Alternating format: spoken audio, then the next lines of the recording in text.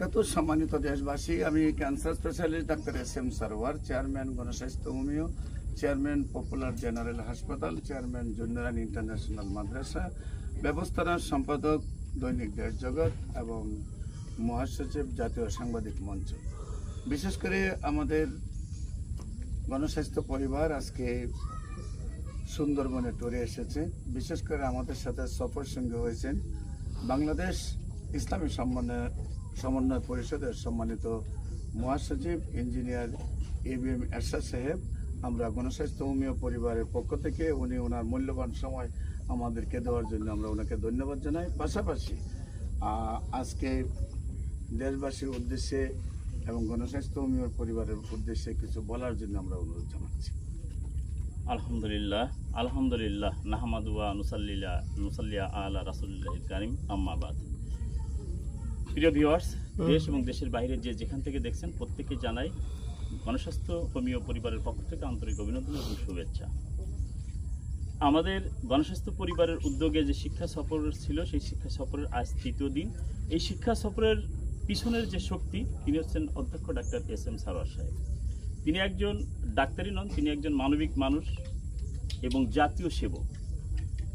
আমরা অতীতে যেমন জানতাম যক্ষা হলে রক্ষা নাই, যক্ষা একটা মহান মরণব্যাধি রোগ ছিল, ঠিক তদ্রূপ এখন প্রচারিত যে ক্যান্সার হলে আনসার নাই, ক্যান্সার হলে সে মানুষের মৃত্যু অবধারিত। কিন্তু ডাক্তার এস.এম. সারোয়ার সাহেব সেটা প্রমাণ করেছেন এবং তিনি বলেন যে ক্যান্সার হলে আনসার নাই, এই কথার আর এখন ভিত্তি নাই। গণস্বাস্থ্য পরিবারের চিকিৎসকদের সঙ্গে যোগাযোগ করে যদি কোনো ব্যক্তি 4 মাস নিয়মিত ওষুধ সেবন করতে পারে, আল্লাহ চাইতো মহান আল্লাহ তাআলার রহমতে সম্পূর্ণরূপে ক্যান্সার থেকে আরোগ্য হয়ে স্বাভাবিক জীবনযাপন করা সম্ভব। Doctor SM. সারোয়ার সাহেব এই শিক্ষা সফরে তার মূল উদ্দেশ্য, তিনি একজন মনে প্রাণে ইমানি ব্যক্তি, আল্লাহ আল্লাহ, কারণ তিনি জানেন যে সৃষ্টির মাঝেই স্রষ্টাকে খুঁজে পাওয়া যায়। এটা তার ইমানি দায়িত্ব থেকে তিনি এই কাজ করেন বলে আমি মনে প্রাণে বিশ্বাস করি। পাশাপাশি আরেকটা বিষয় না বললেই নয়, তিনি জুন্নুরাইন ইন্টারন্যাশনাল মাদ্রাসার একজন প্রতিষ্ঠাতা চেয়ারম্যান।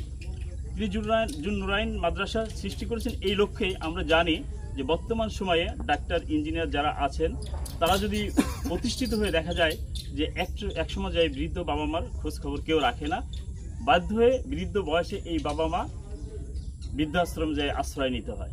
কিন্তু তিনি বিশ্বাস করেন যদি কোনো সন্তান দ্বীনি বা এলমে শিক্ষা যদি সে ভিতরে অর্জন করতে পারে, তাহলে আর কিছু না হোক এই পিতারা শেষ বয়সে অন্তত বৃদ্ধাশ্রমে যাবে না, তার ছেলে মেয়েরা তাকে সেবা যত্ন করে তার কাছেই রাখবেন।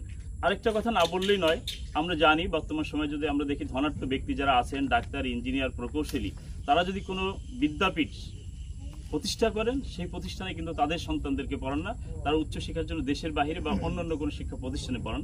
কিন্তু ডাক্তার এস.এম. সারোয়ার সাহেব সকল মানুষকেই এক কাতারে এনে তিনি প্রমাণ করেছেন এবং বিশেষ করে এই প্রতিষ্ঠানেই তার 2টি সন্তানকে ভর্তি করেছেন এবং ইতিমধ্যেই তার বড় সন্তান এই জুন্নুরাইন ইন্টারন্যাশনাল মাদ্রাসা থেকে শিক্ষা গ্রহণ করে এখন তিনি আল আজহার ইউনিভার্সিটি মিশরে পড়ালেখা করছেন এবং তার ছোট ছেলে এই জুন্নুরাইন ইন্টারন্যাশনাল মাদ্রাসা পড়ছে। এটা একটা বিরল বিষয় আমার কাছে মনে হয়, কারণ আমরা যে প্রতিষ্ঠান যে তৈরি করে সেই প্রতিষ্ঠান তার আপনজন কেউ শিক্ষা নেয় না।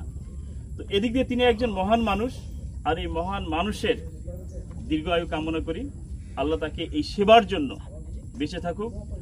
আর আমরা জানি যে বিশেষ করে এই ক্যান্সার রোগীরা যারা দেখা যায় লক্ষ লক্ষ টাকা ব্যয় করে দেশে বিদেশে চিকিৎসা নিয়ে একদিকে অর্থ হারাচ্ছেন, একদিকে ক্রমান্বয়ে মৃত্যুর দিকে ধাবিত হচ্ছেন। কিন্তু ডাক্তার এস.এম. সারোয়ার সাহেব শুধু ডাক্তারি পেশাই নয়, অর্থ উপার্জনের চিন্তা করে নয়, মানবিক সেবার জন্য মানুষ সুস্থভাবে সুন্দরভাবে বেঁচে থাক এই লক্ষ্য নিয়ে একেবারে স্বল্প মূল্যে নামমাত্র ওষুধের ফি নিয়েই তিনি এই ক্যান্সারের চিকিৎসা দিচ্ছেন এবং যথাযথ সময়ে দেখা যাচ্ছে যে ক্যান্সার রোগ থেকে আরোগ্য লাভ করে স্বাভাবিক এবং সুস্থ জীবনযাত্রায় ফিরে আসছেন।